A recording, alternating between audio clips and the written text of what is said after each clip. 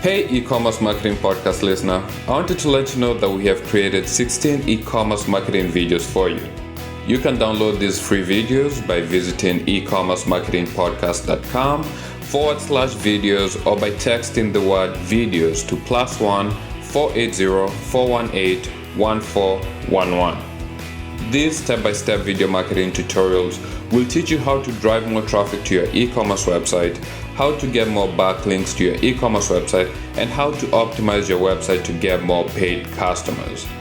Get the videos right now by visiting ecommercemarketingpodcast.com/videos or by texting videos to +1 480 418 1411.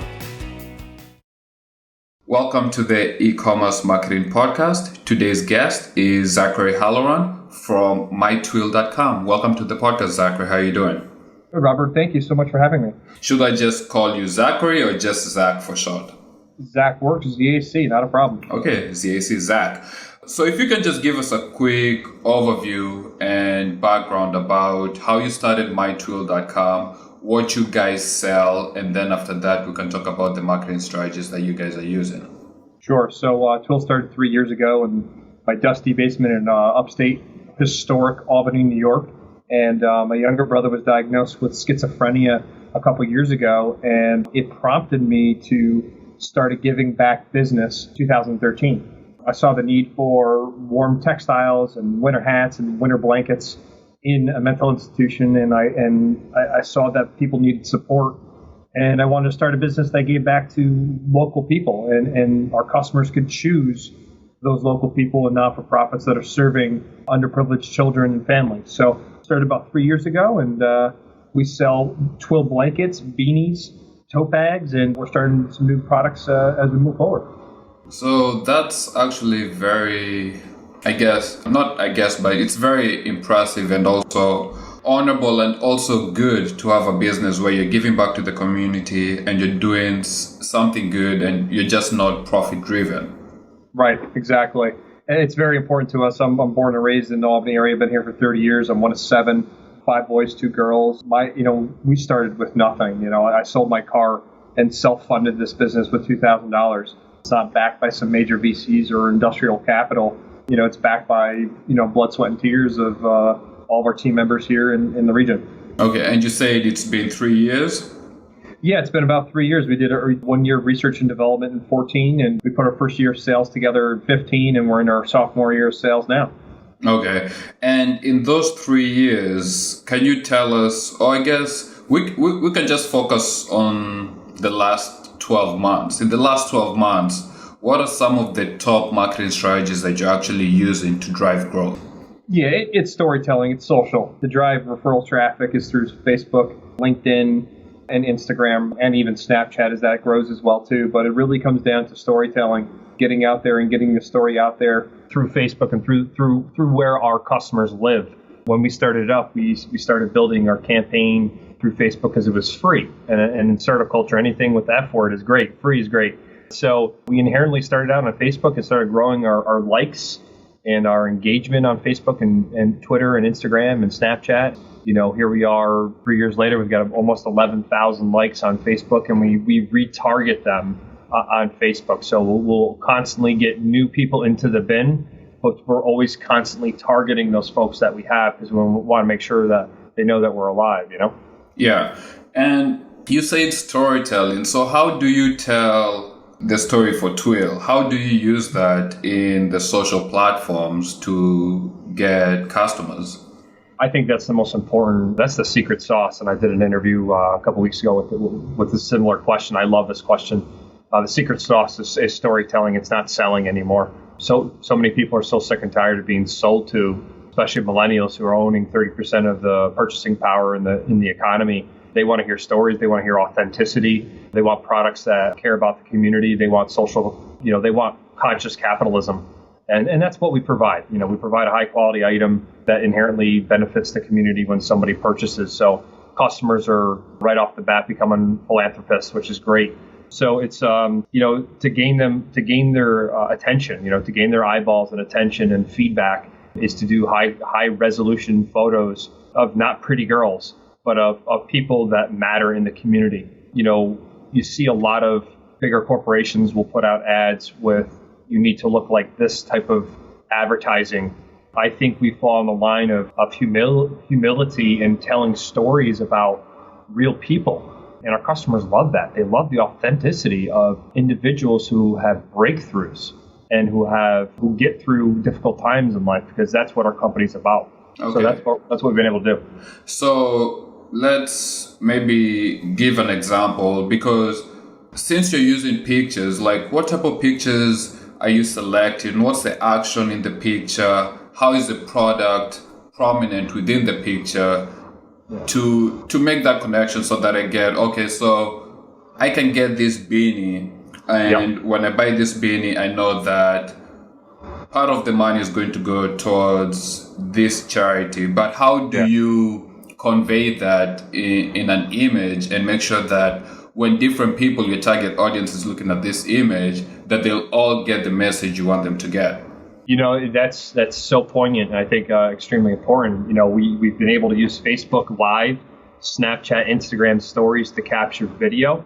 Video engagement is increasing so much recently that we've been able to provide authenticity of our drop-offs to not-for-profit partners that we link up with. So anytime a corporation comes in and buys some of our product, or an individual is able to buy our product, they're going to be served content of our drop-offs. They're going to be served authentic drop-offs that are happening shortly after they purchase. Our corporate partners, depending on the level that they select with us and the program that they want to get involved with, they're able to join us. They're screened. They're able to join us on the drop-off. So we're providing this really authentic platform of giving, and you can see it right on our Facebook. You can see it on our website. We have Facebook Live, we have Snapchat, we have Instagram stories.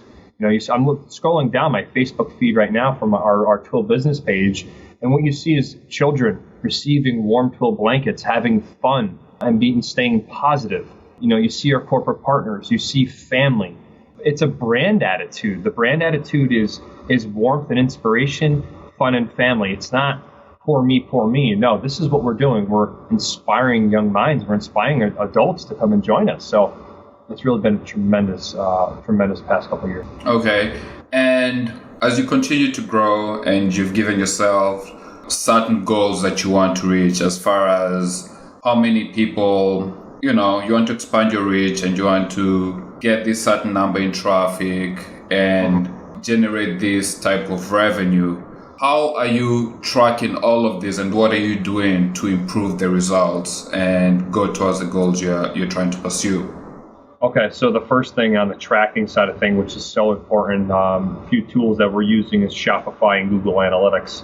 We're walking the line through Google Analytics with SEO, keyword analysis. Same thing with Shopify. We're seeing where the referral traffic's coming from, and how long people are staying on our site, and what keywords they're inputting, and how they're, basically each sale has a click tail to it. So we're able to track that information. We're able to track when someone purchased something. We're able to track whether they're coming from a Google search, whether they're coming from Facebook, LinkedIn, or any of those social referral sources or direct referral sources like a Google search. So right now, I'll be honest with you, it's 50-50. You'll see about 50% of the people who land on our website Google search us, and then the other 50 come from us through some sort of social platform.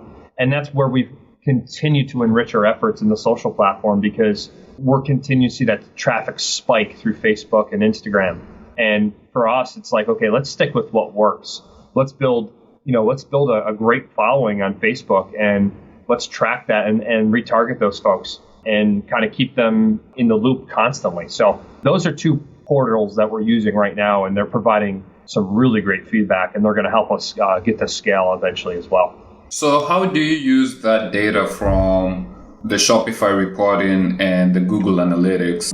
Once you have both of them integrated, but when you're looking at that data, how do you digest it and then figure out how you're going to increase people to spend? Yeah, it comes down to customer acquisition, right? So, how much are we spending and how much revenue is being generated on that spend? Can we tracking ROI? And quite honestly, it's not a perfect science. There's some things, as any marketer would tell you, is there's some things you just can't account for. We try our best to attach ROI through the Google searches to our Facebook campaigns because we feel as if someone's, for a certain percentage anyway, based on Google Analytics and their path, we're seeing that people are hitting that Facebook ad and then they're sitting for a little bit. And we haven't gotten into Facebook dynamic ads yet, which we will get into, which will help track better. But we're able to, dedicate a certain portion of those Google searches to a social ad. They were able to see the content. They were hit again with a social ad, and then they Google searched us maybe 24 hours later, or whatever the case may be. So what we do is we take a look at those numbers. We take a look at what customer acquisition is per user, and then we see if we want to increase our spending on what's working and what's not working. I mean, quite frankly, all of our advertising right now, our marketing strategy has been social and through Facebook ads. Not one other dime has been spent in print or any other digital advertising, if you want to know the honest, brutal truth. We've spent strictly through Facebook ads because we're retargeting our following. We're able to see them. We're able to put them in bins and segment them out based on behavior and interaction. Okay, you're not even getting customers from SEO. Most of your customers is just coming from paid. Yeah, it's paid analytics, paid SEM from Facebook. It's paid advertising, sponsored ads, whether it be a like campaign, whether it be a website campaign, shop tab campaign. We built up the following first and organically, and then we hit them with sponsored ads so we can get them to our website to check out essentially. Okay. And what resources, like how did you learn? Are you doing this? Do you have like a marketing manager, or how did you learn to do all this SEM paid advertising? Yeah, it's interesting. I taught myself. I don't have a marketing background. I knew about people. I have a sociology degree from the University at Albany that I'm very proud of. And I also have my master's from adolescent and special education. So I understand adults and I understand children very well. And I understand what their wants and needs are, from Maslow's hierarchy of needs to what shoppers want. I study people. When I first developed my first product, I went out to Buy Buy Baby and pretended to be a female shopper. I pretended to be a mom, I pretended to be a pregnant woman. I asked everybody questions. I asked people that were shopping questions because I'm not crazy. And to be a content marketer and to be a business owner as well, you got to be a little crazy. So I tried to get all the baseline of data I could and understand our customer. And then that is what yielded the content.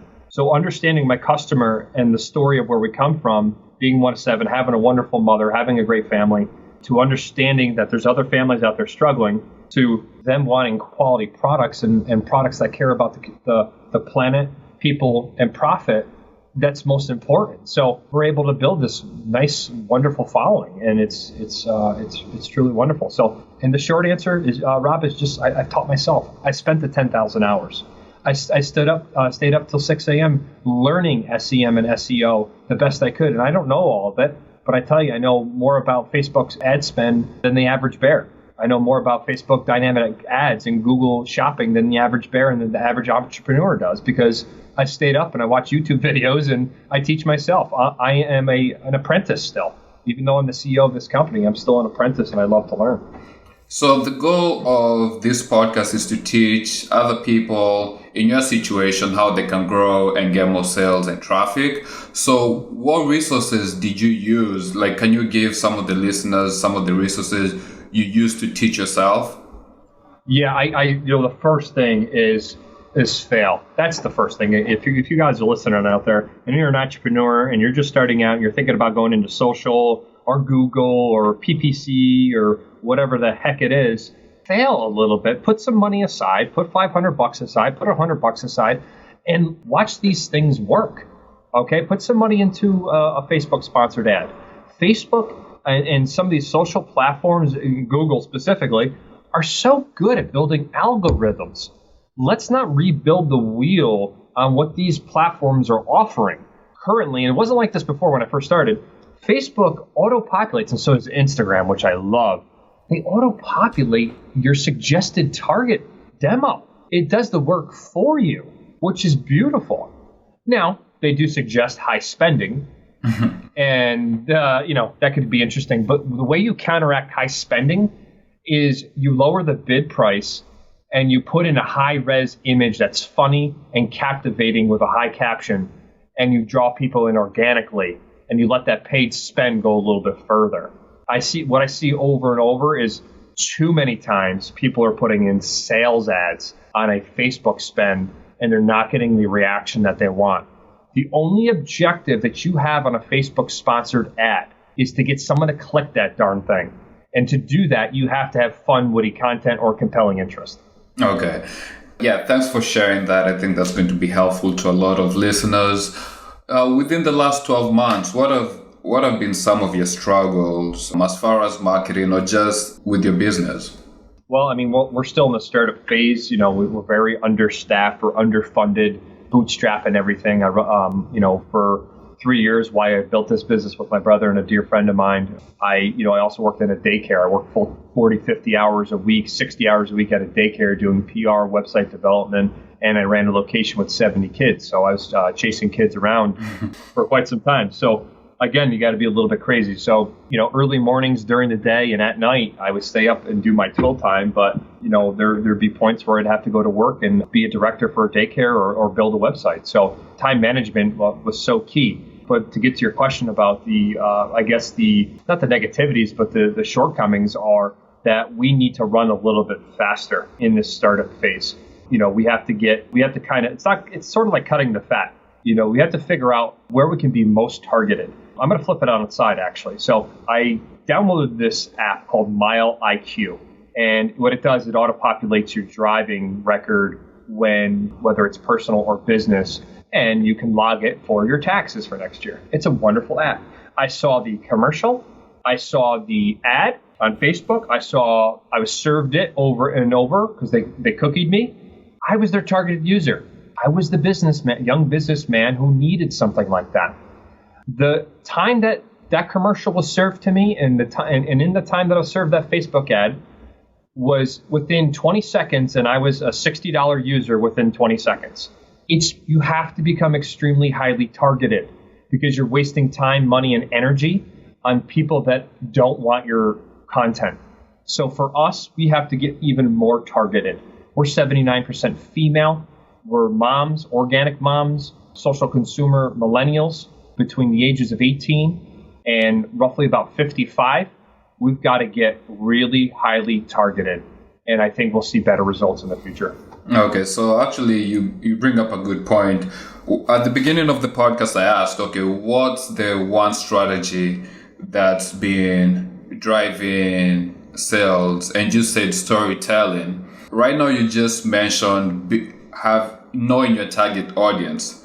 Mm-hmm. Between the two, which one do you think has been most important for your business, or which one do you think e-commerce businesses should focus on and prioritize over the others? So the storytelling, understanding your brand and telling your story versus understanding your customer and then targeting. Well, that's the thing. I think what you have to do first is you have to storytell. It almost goes into phases, right? You have to storytell and then see who's going to like your content, because that was the first thing. You have to, we painted a broad stroke.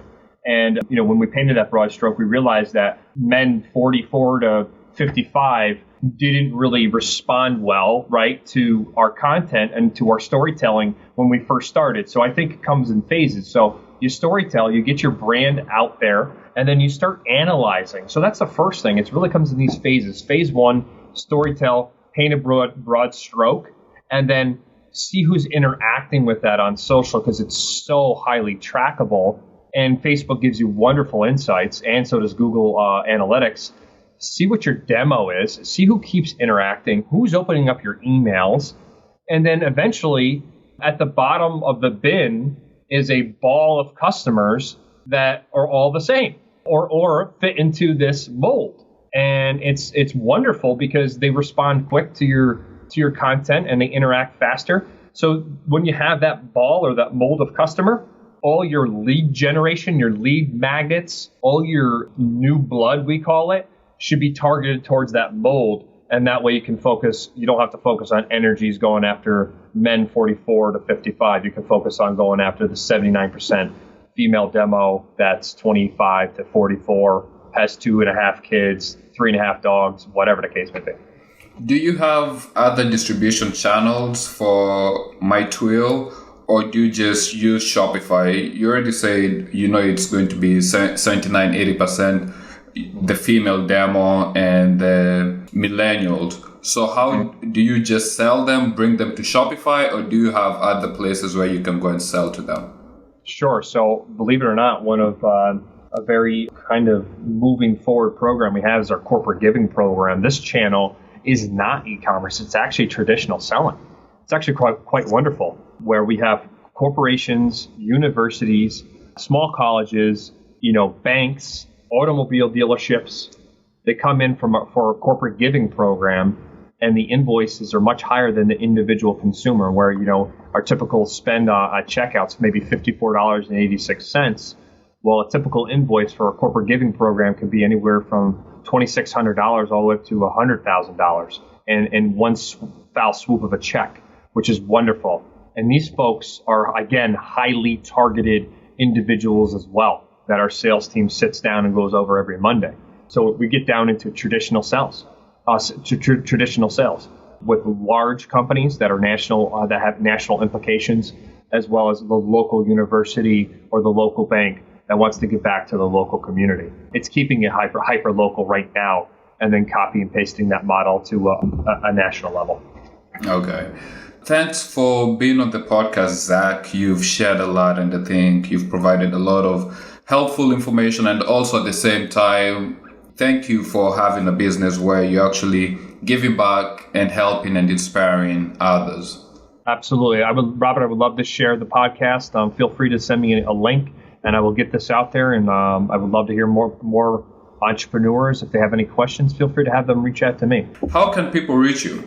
Sure. So again, it's called Twill. Our website's mytwill.com. And my email is zach@mytwill.com. It's ZAC. Feel free to email me. Check me out on LinkedIn, Facebook. And I hope everybody's rocking and rolling. And thanks again, Robert. Really do appreciate the opportunity. The last question, I usually ask this question at the end of each podcast. What is the one thing an e-commerce business can do right now to help the business grow, get traffic, or get sales? I think video content. If you want my honest opinion, I am headed towards the video content spectrum. We have to. If we don't, we're going to fall behind. Facebook Live is getting so much traction right now. If you're an e-commerce owner and you have an online store and you're trying to, do PPC, SEO and SEM are great, but what social does and what Facebook engagement does, it extrapolates that faster, because there's live people out there watching you, and they can interact so much faster. So if you're an e-commerce platform out there and you're on Shopify, you're on Square, you're on all those things, and you got a decent product and following, you have to get into the video business. That's where everybody's eyeballs are going. Snapchat is not growing 100% by the second because of no reason at all. Instagram Stories is growing and growing. Live video is happening, folks, and we need to get on it now. Okay, Zach, thanks again for being on the podcast. You got it, Rob. Have a great day. Thank you for listening to the e-commerce marketing podcast. Join the e-commerce marketing podcast Facebook group to learn, connect, collaborate, and grow with other e-commerce marketers at ecommercemarketingpodcast.com/FB. ecommercemarketingpodcast.com/FB. Subscribe to us on iTunes by searching for e-commerce marketing podcast, and please leave a rating and a review. Thank you for listening. See you next time.